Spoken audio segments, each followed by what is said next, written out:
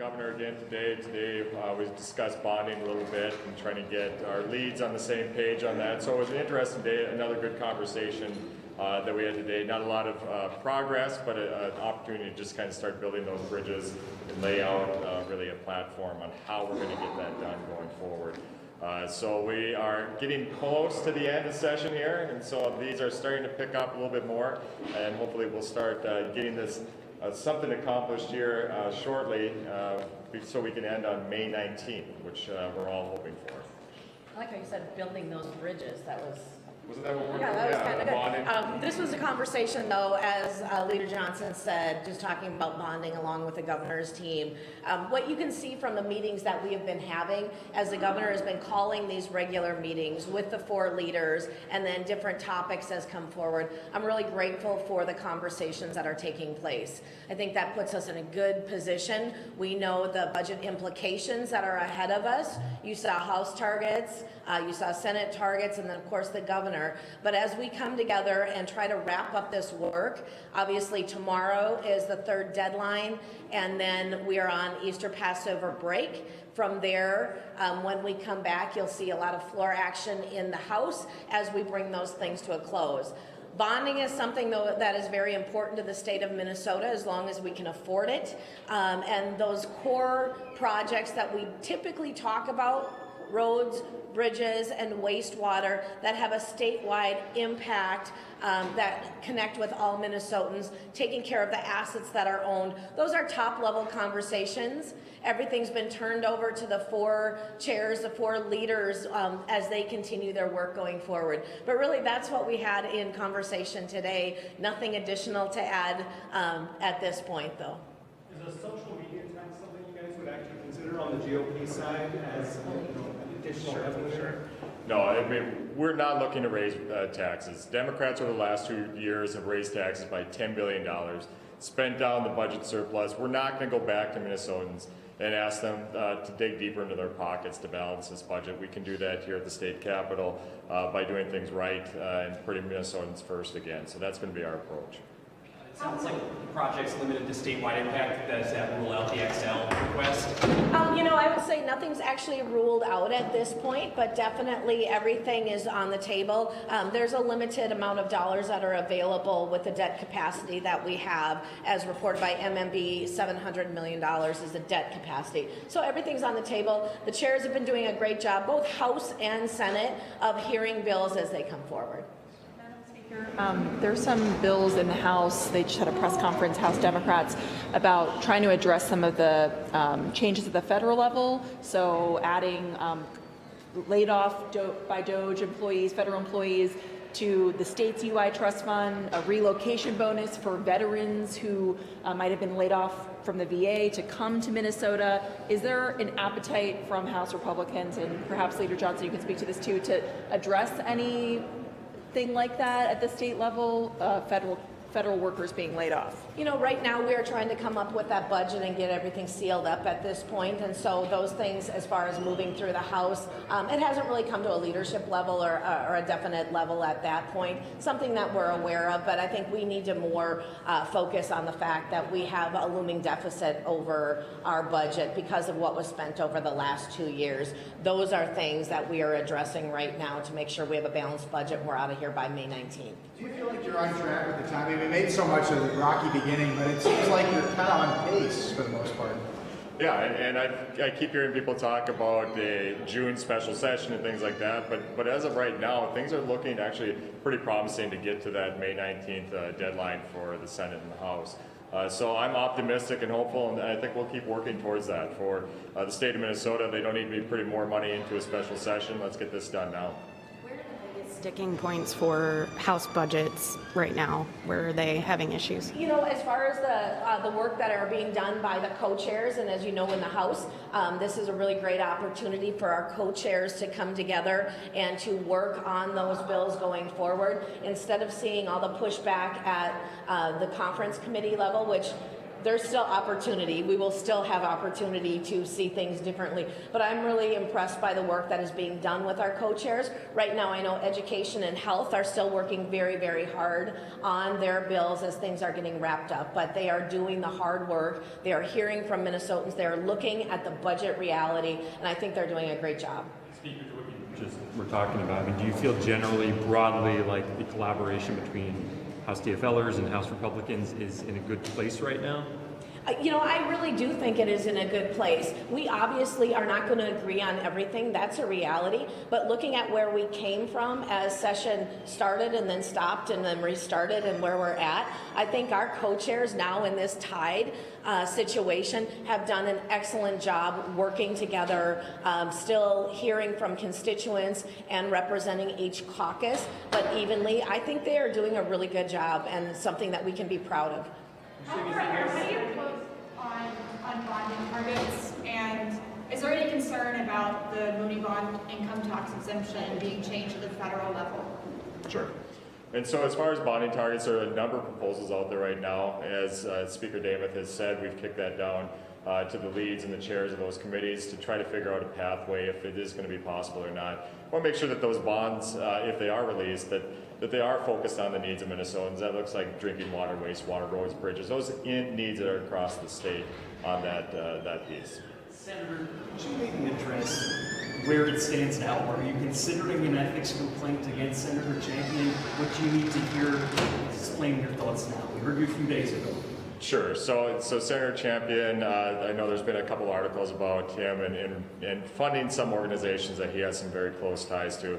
And looking at in a legislature where you have a part-time legislature, where you have people that are going out and working in their normal jobs, you have teachers voting on education bills, you have contractors voting on bonding bills, but here where you have a specific group that a legislator funds money to, and then they have connections, real close ties to it.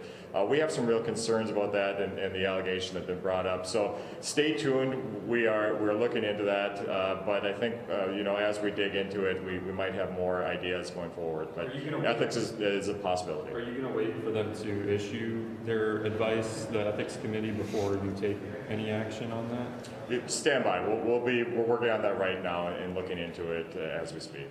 In these budget talks with the governor, how are you accounting for what could be huge federal cuts in Medicaid and other programs? And will you have to come back after May in order to pass a revised budget following the budget that Congress passes? Right now, as we're looking at our budget work and the work that's going on, we have to go with what we know at this point. And again, $18 billion of surplus was spent, taxes and fees were raised by another $10 billion, and we have a deficit. That's what we know right now. If any federal changes would cause a change going forward after we seal up this session with a budget, then of course, if the governor calls us back, we would come back. But right now, we have to go with the dollars and the data that we have in order to finish up this legislative budget. We've got time for one more. There's not a lot of agreement yet on the targets for the bonding bill, or not a lot of progress out of this meeting. How far apart are you? You know, it's not even a matter of being that far apart. It's the beginning portion of the work. The chairs, again, are doing an excellent job in the work that they're doing. The Senate has a different target. The governor and the House have a different target, but it is not at an impasse in any way. This is the very beginning of that work. And again, having regular conversations, 4 leaders together along with the governor, this is a good place for us to be because it's opening that dialogue that we have needed for so long.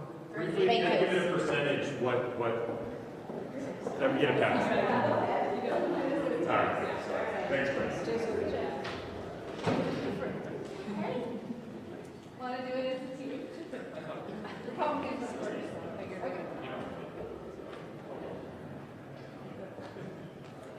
We had a good meeting. We talked about the forecast assumptions of a bonding bill of $700 million in the first year and $1 billion in the second year, and there are some different ways we could do that. We could do a $1.35 billion bonding bill in the first year and 0 in the second, and then there's some compromise proposals.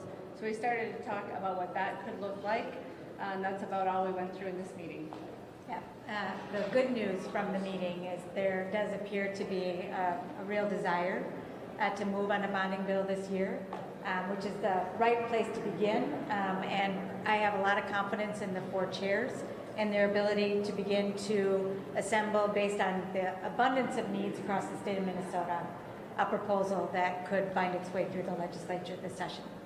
The only other thing I would say before we take questions is, in other news, the budget bills are coming together. I think you heard Leader Damith talk about the fact that the vast majority of the committees do have budget bills that are agreed to, that are progressing to Ways and Means. We still have a couple people that are working to get those final compromises. And so we're pleased with the partnership between Democrats and Republicans in the House so far. And in the Senate, of course, we're seeing those bills buttoned up. We've heard 3 of the proposals already are budget bills in the Finance Committee, and we'll be taking up the housing bill first on the Tuesday when we return. So we are on a path to get our work done and get a budget balanced for the people of Minnesota. Do either of you have a percentage you want to throw out there on confidence that you guys can get a bonding bill done at some point this year? Well, you know, the House CFL has always been ready to do a bonding bill. We've never been a barrier to a bonding bill, so our caucus remains, as it always has, ready to do a bill. I can't speak for the other 4 caucuses. Likewise, Senator Pappas was ready with the bill last session, and she's ready to do a bill this session. What I heard from everybody in that room is a desire to proceed, and hopefully that won't get wound up in the politics of this place, and that we keep our eyes and our focus on what the people of Minnesota need, and the assets, our drinking water, our transportation systems, etc. Are you expecting any strings attached to passing a bonding bill? You know, I learned from Speaker Emerita Hortman that it is the tradition and the practice to negotiate a bonding bill within itself and not tie other politics to it. When we tie other politics to a bonding bill, that is the way you see it end or die, and we need to do a bonding bill this year, so I hope not, and I wouldn't support that. When it comes to the budget, I know we're talking 4 years out as opposed to 2 years, but education seems like the big difference between the Senate and the House. How are you both rectifying that right now? Well, we haven't gotten to that point yet. First, what will be important is to get an E12 bill out of the House and an E12 bill out of the Senate and send them to conference and see how the different bodies put their bills together. In the meantime, we will start, as soon as we get back from the break, meeting very frequently in this room to talk about the big picture targets. But it helps a lot when these bills get constructed and you see them side by side, and how are those choices made? How do we find the middle?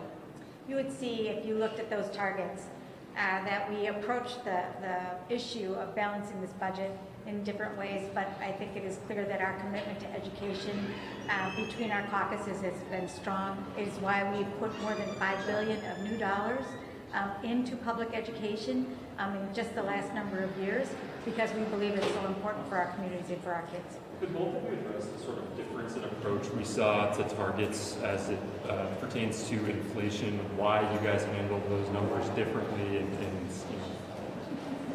know, what we should make of that? I think that people think there's more there than there is. So we have some very brilliant nonpartisan staff who help us put the spreadsheets together.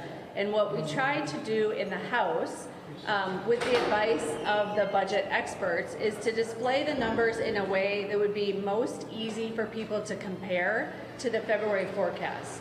So the February forecast presumed that we would spend $1.145 billion on discretionary inflation. In the House, we chose not to spend that, so we chose to show that as a line item. But really, when you look at money that was spent in 23-24 and money that was spent that's proposed to be spent 25-26, you can express it in all sorts of different ways. So to the extent anybody thought we were trying to display our numbers in a certain way to communicate a certain thing, we just weren't. That's how they were displayed. Due to the power sharing agreement, has the House operated differently this time in terms of, you know, drawing up a budget, meeting in committee and stuff? Have there been hiccups, or is everyone getting along?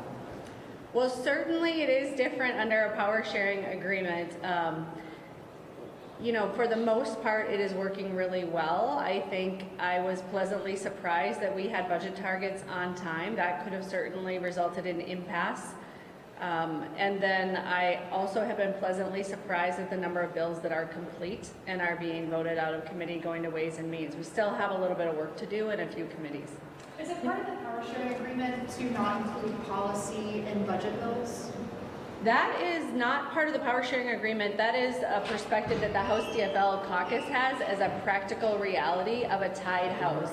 In a tied House, there will be Republican priorities of things that they want to change in state law or things they want to do in state law. There will be House DFL priorities.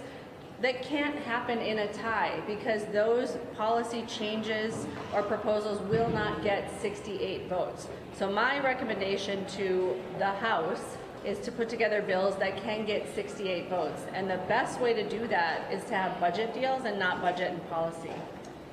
Senator Marty, of course, has been the champion of making sure we don't have policy in our budget bills. And because we got a late start this year, he has acquiesced slightly on that point. But his instruction to the caucus, to the chairs, and to the people putting our budget bills together is if you're including policy, it has to be related to the budget, and it cannot impair our ability to pass those budget bills with 34 DFL votes. Since the Senate Democrats have announced their bonding target of 1.35, is the House able to give like an official first offer that you put on the table? We haven't gotten that far. No, we just talked about the different ways that we could do the work today, and I'm sure that when we get back from break, there'll be a lot more conversations on that. I agree. In these meetings between the leaders, have you all discussed any big policy areas of an agreement, anywhere you're overlapping yet?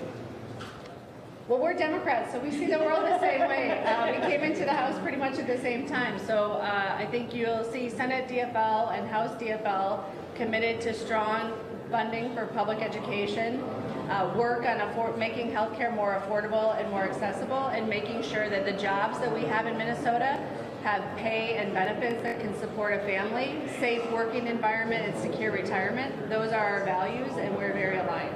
And I would just add to that where I think we're finding agreement as well is appreciating what is coming our way in terms of the chaos and uncertainty from Washington, D.C. We're already seeing those impacts here in the state of Minnesota, whether it is the tariffs, the uncertainty of the tariffs that have been coming from Washington, D.C., the proposed cuts to health care, the loss of jobs at the Department of Health. We understand that we have to balance the budget to the forecast, but we also have to start to anticipate what we may experience here in the state of Minnesota and what that means for the people of Minnesota and the things that they rely on, whether it is adequate access to food, a strong public school, health care you can count on, a safe place to live. Those things are all being debated right now by Washington, D.C., by that trifecta, by the Republicans, and we can't close our eyes to that and pretend that it is a distraction or something that may or may not happen, because they are already moving with a budget resolution that could result in real cuts here. How many federal decisions factored into your conversations about a state budget? We have not had a ton of detailed conversation about the impact of the federal cuts. We have had some when it comes to the area of health and human services to talk about how much the state of Minnesota relies on Medicaid to provide health care to the people of Minnesota, really from the spectrum of children to seniors, how critical that funding is and how dire it would be for the people of Minnesota to see dramatic cuts there. But we haven't talked about how to manage around that because we simply can't predict what is going to come out of DC. And I don't think we will know until September or October. In any of these funding discussions, has there been any discussion about IIJA funds that aren't here yet, that could be maybe in peril, and maybe what that means for local needs and projects? If any local governments are expressing their concern about that? Well, we know already that there have been changes in what we expected when we think about the city of Duluth and the lift bridge, for instance. They are looking for ways to make sure they can do that necessary repair. They would look to the state, and this is one of the things that I find challenging for us.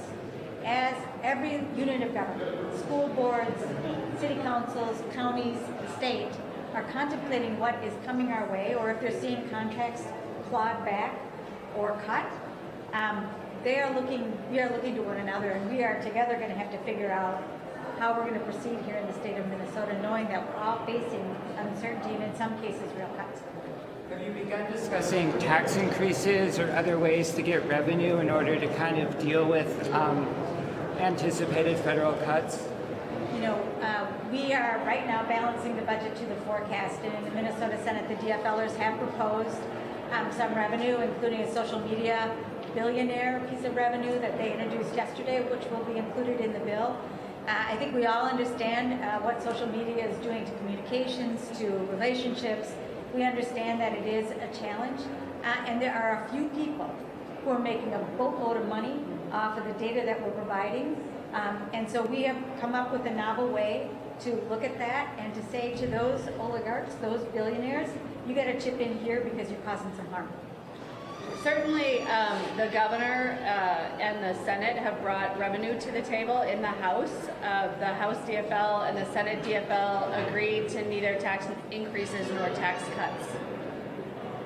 We don't back any of the bipartisan housing bills that we're seeing. We're seeing some zoning reform bills as well as HOA-related legislation. Is that something that leadership is behind? You know, I have just spent some time with their chair, Senator Port, who's been doing a lot of work over the last year on policy around housing.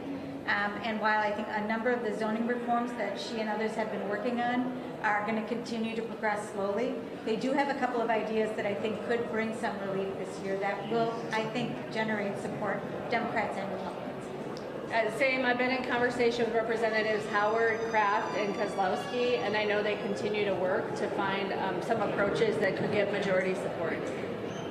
Senator, just your thoughts. Are you pleased that Senator Champion asked for an advisory review of some of his pro bono work? Your thoughts on where it stands now? So I think that it was really wise of Senator Champion to ask for that advisory analysis from the Subcommittee on Ethics, and I don't really want to speak to the work of the Subcommittee on Ethics, but it is the case that, from my perspective, what we understand to be the rules around the conflict of interest, which are in our rules and in our statute, are often, there's some gray area between that and the way that people generally think about a conflict of interest. When I was first elected and came from the Nurses Association and had a continuing employment relationship, there were people that thought that by itself constituted a conflict of interest. That caused me a lot of consternation, and it wasn't anywhere near a conflict according to our rules and the law and the expectations for us, but it did make me step back from that position because I didn't want people to think that I had some sort of conflict.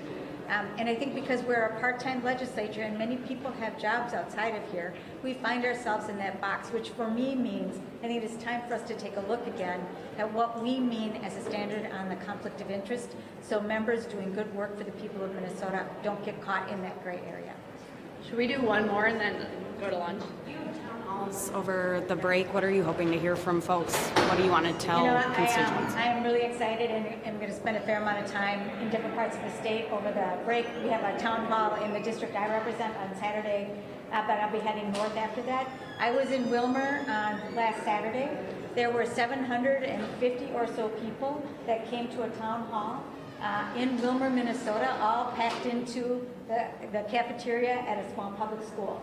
And they were worried, and they were talking specifically about the things that they were seeing happening in the federal budget, like cuts to libraries and museums, and potential cuts to Medicaid. I spoke at length with a woman who has a fully disabled husband who's a Vietnam veteran. He is in a nursing home. His care is $16,000 a month. And she's worried the nursing home will close, she will lose her care, she can't take care of him. She has no idea what will happen under that situation. She was in tears at that town hall meeting. I want to hear from Minnesotans, I always do. It guides our work, it will guide our work for the last month of the session, but I think Minnesotans are ahead of some who serve in the legislature, and Minnesotans are concerned about what they're hearing coming from Washington and how it impacts their lives. That's what we're going to be talking about.